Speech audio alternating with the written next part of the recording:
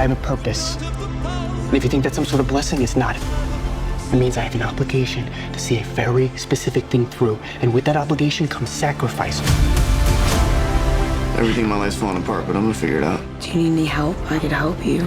I know it's hard to believe, but I'm telling you, this game, it fills stadiums overseas. And it's only a matter of time before I'm staring at you from the cover of a Wheaties box.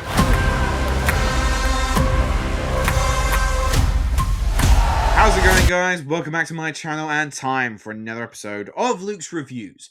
On today's video, this might well be my final movie review of the year, and let's hope we are going out on a high, because Timothée Chalamet and Josh Safdie are teaming up to give us a tale of chaotic proportions in Marty Supreme.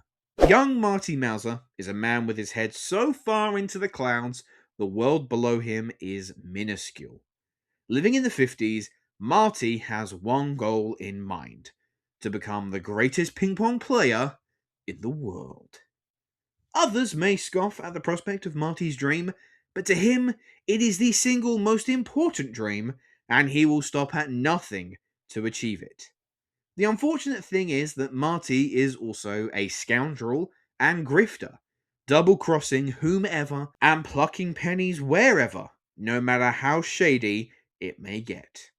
And so when a World Championship tournament is looming, we'll discover the length Marty will go to make his dream a reality. Earlier this year, we witnessed the separation of the Safdie brothers.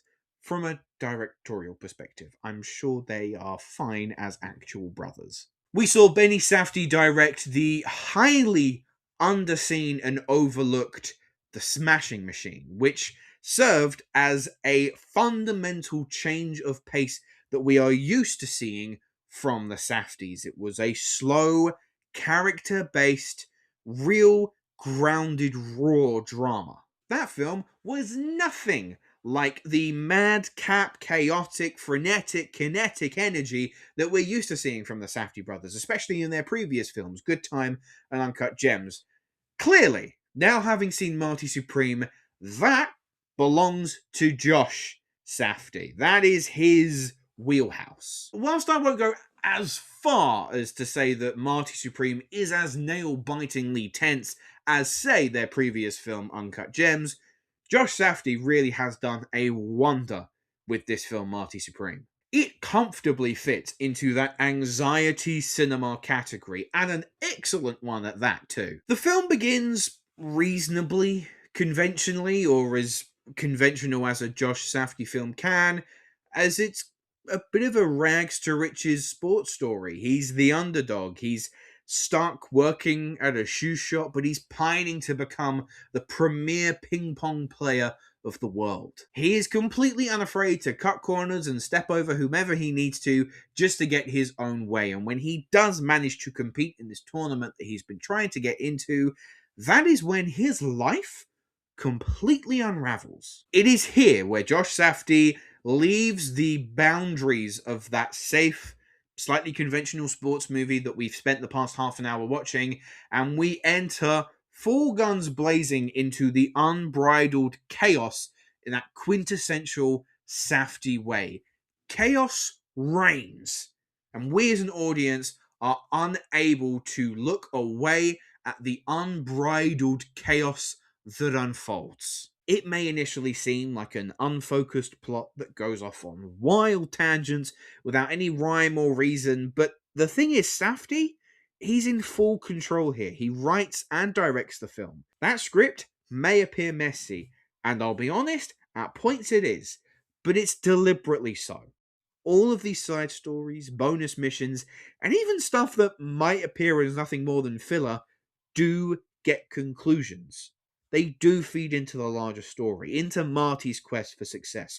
So my only advice when watching this film is to trust it. Trust where it goes. Trust that certain plot elements circle back, and they do so in a very, very satisfying way. Where the film takes an even greater step up is when we turn our attention to the man of the hour, Timothée Chalamet. Now, before I even begin to touch on his performance, and believe me, I have got some things I want to say, I just want to commend the man for the sheer graft that he has put in to marketing this film. Cards on the table. He really does not need to be doing this. He is, at this point, an A-list actor. This, no offense to the studio, is an A24 film.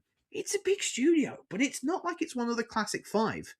And yet, to promote this film, he's standing atop the Sphere in Las Vegas. He's producing rap tracks with SD Kid. He's got Susan freaking Boyle promoting his movie. He's selling Marty Supreme bomber jackets for you to buy online.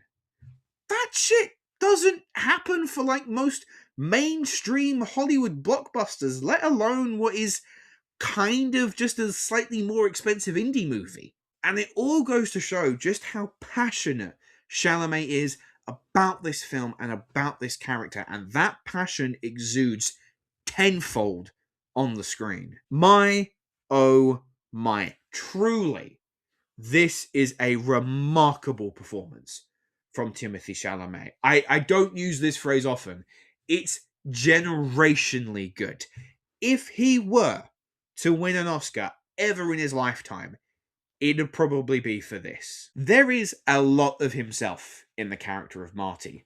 Hopefully not too much, because we'll touch on some unsavory elements of Marty's character, but that yearning for success, that passion he has within him, because he knows what he's capable of, he believes in himself, and he is confident to a fault, is what we are seeing with Chalamet now, as he's promoting this film and even outside of that. If you've seen Timothée Chalamet doing these press junkets where he's just outright saying that this is the best performance he's done of his career, that he is eagerly wanting to become one of the greatest actors that has ever lived. He wants his name to be in the conversation. When you're talking about your Daniel Day-Lewis's, your Meryl Streeps, he's even been upfront about the fact that he really just wants to win Oscars. Do you know how refreshing that is, rather than just getting the same humble, I'm one of you act from these Hollywood stars? At least he owns up to the dreams and the desires that he as a human being has. But as Marty, he is astonishing. Speaking a million miles a minute and hitting ping pong balls even faster, Chalamet's unbridled confidence is what draws the audience in. Now on paper, Marty is a piece of shit. He's an entitled, creepy, insistent weasel that wreaks havoc on whichever social circle he enters. He will happily go full Eddie Guerrero and lie and cheat and steal to get to the top. I've seen some people make comparisons to the character that Leonardo DiCaprio played in Catch Me If You Can, and I think you can, to a certain extent, draw those comparisons, but at the end of the day, DiCaprio's character had a charm about him that had you rooting for this criminal to overcome the odds and to kind of succeed. You don't get that Hollywood charm with Marty Mauser, and especially how Chalamet plays it. He's not a good guy. He just has these aspirations. At points, he's even a downright menace to himself and to the people that he is with. Poor Odessa as Yon's character is dragged along for much of the ride, heavily pregnant too. But whilst she may have her own agenda and is trying as much as she can to support Marty in his dream, he would happily cast her aside, even if it meant just a fraction more of a chance to get ahead in life. Gwyneth Paltrow stars as a famed Hollywood starlet of the time and is another source of Marty's greed and desire, as he just wants and wants. This was a terrific performance from Paltrow, certainly the best we have seen from her in quite a while. Also noteworthy is Tyler O'Connor, or perhaps better known as Tyler the Creator. It is not the largest of roles, but he has a real presence to him on screen, and perhaps, you know, if this is something that he wants to explore in his career, maybe more acting could be on the horizon for him.